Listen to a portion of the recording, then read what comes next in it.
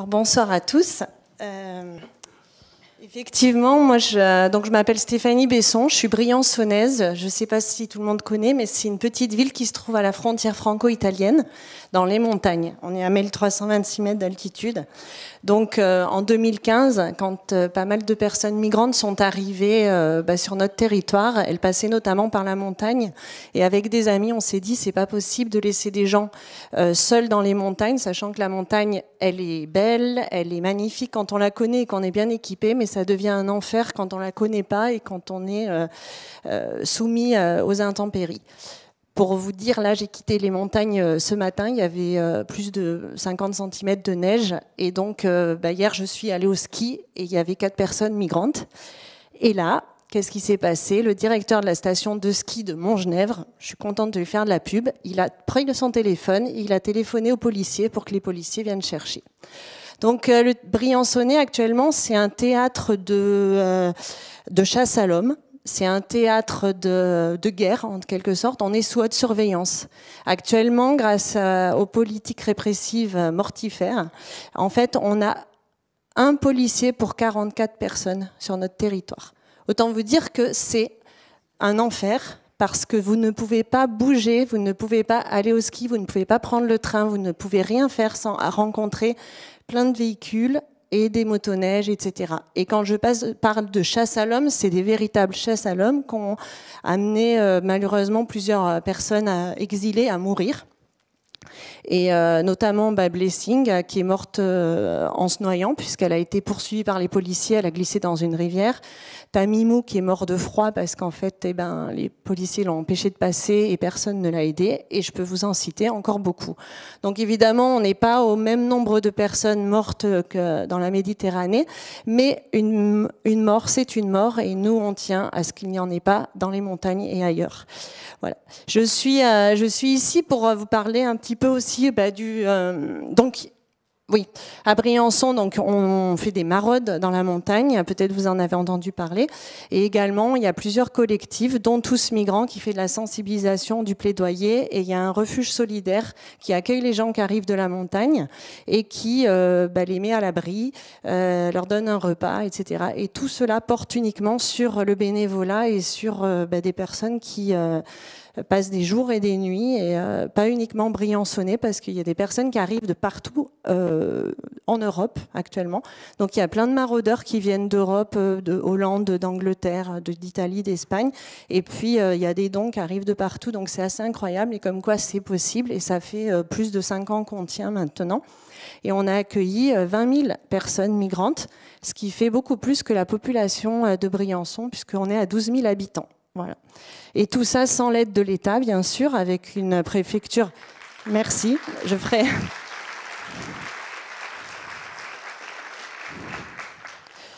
Merci beaucoup, mais j'en ferai part à tous les autres, puisqu'on est des centaines, on est même, je pense, des milliers, en fait, à agir et à montrer qu'un autre moyen de faire est possible. Et bien évidemment, alors la liberté de la presse, elle est en question ce soir, mais nous, c'est la liberté associative et la liberté de donner assistance à une personne en danger. Puisque nous, on est poursuivis en justice, on est criminalisés parce qu'on tend la main, et ça va très loin, parce qu'en fait, on reste en France, on ne passe pas en Italie, mais on est accusé de passage de frontières, etc. Donc il y a des gens qui ont la prison avec sursis, des rappels à la loi et tout le tout-team, donc grosse intimidation, mais on tient le coup, comme vous allez tenir le coup. Par rapport au traitement médiatique de la question migratoire, moi je parle en tant que ce qu'on voit sur notre territoire, et on est plutôt bien servi, bien suivi, bien écouté. On a une chance, je pense, incroyable. Tous Migrants, c'est un mouvement de sensibilisation et de plaidoyer, et on a tout de suite misé sur la médiatisation, et on est toujours écouté, suivi. Depuis 2015, on a tout le temps des médias qui viennent, et c'est les médias dominants, et c'est également les médias indépendants.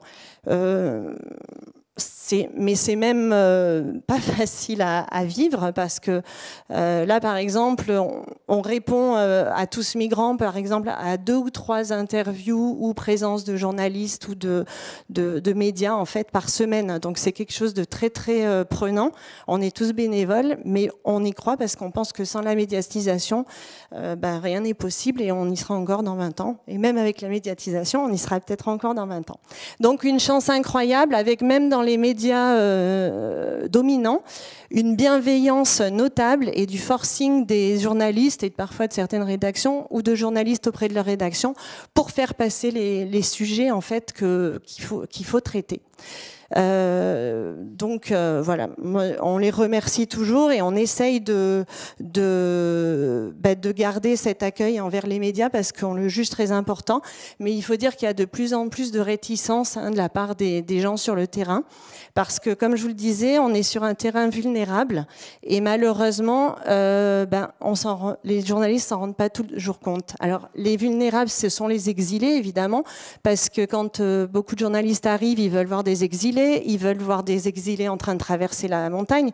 Oui, mais si vous traversez la montagne, que vous êtes déjà dans des conditions difficiles et qu'en plus vous avez une équipe derrière vous, c'est un peu compliqué de préserver votre intégrité physique et de passer inaperçu parce qu'ils essayent quand même de fuir les policiers. Donc, malgré tout, on essaye, nous, de lutter contre cette réticence du terrain à accueillir les journalistes, mais on se dit pourquoi il y a ces réticences et qu'est-ce qui ne va pas, puisque malgré une bonne couverture et une bonne présence, finalement, on n'arrive pas à contrer l'opinion un peu négative, nauséabonde des personnes migrantes. Alors nous, on se dit qu'il y a quelque part quelques petits problèmes qui ne sont pas des critiques, mais souvent on est un petit peu choqué dans le résultat malheureusement des reportages ou des articles. Et notamment la première chose, nous on essaye de ne pas dire migrants. Et systématiquement, on emploie le mot migrant ou on voit le mot migrant. Ce sont des personnes avant tout et leur situation est illégale, mais ce ne sont pas des personnes illégales en elles. Et ça, c'est hyper important parce que dans l'inconscient des gens, dire migrant, ça fait masse, dire illégal, ça fait peur. Et donc, c'est vraiment des termes comme ça qui nous choquent et nous font mal. Et les personnes migrantes que nous, on connaît, elles sont aussi choquées d'être appelées comme ça. Et donc, peut-être que ça, c'est des petites clés, en fait, pour un petit peu changer la vision des uns et des autres. Après, malheureusement, la diffusion, on reste dans l'entre-soi, malgré le fait qu'il y ait quand même des médias dominants. On passe plusieurs fois, on est passé aux 20h de France 2, je sais plus, ça s'appelle TF1, je sais plus. Voilà, voilà. Il y a tous les médias essayent de vraiment nous faire de la place sur des moments très très vus, mais malheureusement, ça reste quand même beaucoup dans l'entre-soi. Il y a aussi une lassitude, il y a une censure des rédactions, c'est ce que nous disent les journalistes. Les rédactions, elles ne veulent pas voir ça écrit ou elles choisissent d'autres sujets. Et puis, il y a une autocensure parce que le terrain, comme je vous dis, il est difficile. La plus grande autocensure, c'est le silence de l'État. Quand les journalistes arrivent et qu'ils veulent parler à la préfecture, ils veulent parler aux forces de l'ordre, aux colonels, etc., c'est non. En fait. Et il faut vraiment, vraiment essayer de passer des obstacles pour avoir une réponse de la part de l'État. Et je pense que ça, c'est, comme on parlait, un petit peu la meilleure dissuasion. En fait, quand l'enquête devient difficile, il n'y a pas forcément les moyens financiers, il n'y a pas forcément du temps ou quoi pour pouvoir passer cette première entrave. Et après, il y a les intimidations. Bien évidemment, les policiers, alors dans le Briançonnais, ils ne doivent pas trop être au courant de quels sont les droits des journalistes. Mais bon, il y a quand même une journaliste du Temps qui s'est retrouvée en prison. Raphaël Kraft de France Culture, pas en prison, pardon, en garde à vue. Raphaël Kraft également. Il était là pour France Culture. Et puis, régulièrement, en fait, les journalistes doivent donner la carte de leur caméra, doivent donner les informations qu'ils ont eues et ils doivent donner leurs sources, en fait. Et donc, c'est compliqué et c'est un gros problème. Voilà. Mais il y a des intimidations pour les empêcher de faire leur travail comme il faut. Moi, pour en revenir à un petit peu ce que vous disiez tout à l'heure, le traitement de la migration et sur notre terrain à nous, moi encore, je parle que par rapport à ce que nous on voit, c'est que finalement on a des traitement de l'information, ben voilà les anti-migrants et voilà les pro-migrants. Et donc, on va faire des sujets sur les pros et sur les anti. Mais il n'y a pas de sujet sur les gens au quotidien, comment ils vivent tout ça, de savoir qu'il y a toute cette présence policière ou qu'il y a ces personnes migrantes sur le territoire. En fait, il n'y a aucun traitement de société et finalement comment on vit avec tout ça et où on n'est pas dans une espèce de mise en opposition de deux mondes. Pareil, il y a très peu de sujets sur les délateurs et donc, comme je disais, peu de sujets sur l'État. Mais là encore, à mon avis, je ne sais pas comment on peut faire parler l'État, les préfectures, les forces de l'ordre, mais c'est vrai qu'on ne les entend pas. Donc, ça donne une vision erronée de la réalité parce que finalement, on a l'impression que nous, on est tous des no-borders antisociaux et puis on veut tout faire péter. Et puis de l'autre côté, il y a ceux qui sont vraiment ultra racistes, contre les migrants, etc. Et peut-être que c'est un moyen de faire rentrer le débat et de moins entrer dans ce qu'on veut nous imposer au sein des médias. Et moi, je dirais un des dangers aussi que je vois, c'est le détournement en fait des reportages. Il y a souvent des très bons reportages, etc., qui sont faits. Donc, par exemple, sur le traitement des mineurs isolés. Les mineurs isolés, vous savez qu'il y en a beaucoup qui se sont retrouvés à la rue, il y en a beaucoup qui n'ont pas été pris en charge, il y a eu les tests osseux, etc. Donc, il y a un film qui a été tourné dans un département, la Gironde, et ce film, en fait, il montrait comment les mineurs étaient mal accueillis en France. Et donc, ce film, il a été exporté en Afrique, en Guinée, et puis comme ça, on leur a montré que, vous voyez, en France, on voulait pas d'eux. Et en fait, ça, c'est un gros danger je pense, parce qu'en fait, des bons reportages qui veulent vraiment monter la réalité, finalement, ça se retourne contre nous.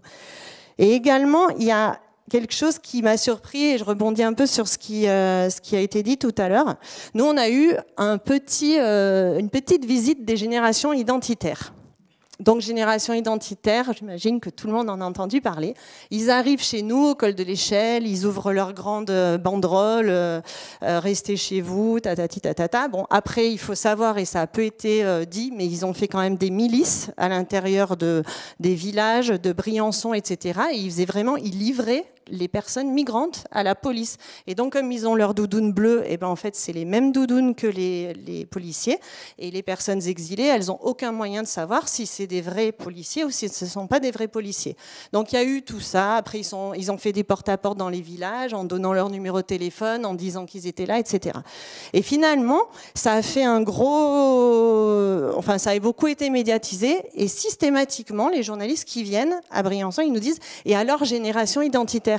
Mais pour nous, c'est un non-événement parce que ça a été très bref. Ce que ça a fait, c'est que ça a quand même entraîné 7 personnes d'entre nous en procès. Mais en fait, pour nous, c'est pas ça le plus important. Il ne faut pas détourner en fait l'action de ce qu'on fait réellement et de ce qu'est la problématique des politiques répressives en focalisant sur génération identitaire. Et génération identitaire nous a même servi parce qu'en fait, il y a plein de gens qui se sont dit, mais en voyant ça, mais moi, je veux pas être associé à ces personnes racistes. Oui, je suis pas prêt à les aider. Oui, je suis pas forcément pour ouvrir toutes les frontières, mais par contre, je ne veux pas être associé à ça. Et donc, je pense que génération identitaire, on ne devrait pas en faire plein d'articles dessus parce que pour moi, c'est un non-événement qui ne mérite pas ça. Et à Briançon, en fait, on a décidé au sein de Tous Migrants de ne pas en parler, de ne pas y répondre, etc. Et du coup, en fait, ça a vite été oublié. Et voilà, pour finir, je voulais juste rajouter que Tous Migrants a eu la mention spéciale du prix des droits de l'homme. Soraya était là pour nous remettre le prix. Et que là aussi, bizarrement, c'est une actualité qui est passée complètement ignorée dans les médias. Et c'est dommage parce qu'en fait, nous, notre idée, c'était pas de recevoir un prix, c'était vraiment, et c'était la même idée de la commission, c'était vraiment de montrer qu'il y a vraiment une zone de non-droit en France et qu'elle n'est pas, ce n'est pas juste un petit détail, mais ça commence à prendre de l'ampleur. Voilà. Et je finis juste. Oui. Par rapport au présidentiel, Charlotte m'avait demandé d'intervenir par rapport à ça. Nous, on n'a pas pas plus de présence de médias ou moins de présence de médias par rapport au présidentiel qu'avant. Donc peut-être que les médias vont arriver pour s'en servir, mais pour l'instant, ce n'est pas le cas. Les seuls reportages un petit peu, je pense qu'il y avait une volonté de justement prendre part au débat, c'est Alternative économique et puis Bastamag par rapport à des coûts réels de ce que coûte la militarisation de nos frontières. Et ça, je pense que ça peut avoir du sens pour les votes, parce qu'en fait, ça peut peut-être faire tilt dans le... Merci beaucoup. Eh ben, merci à vous.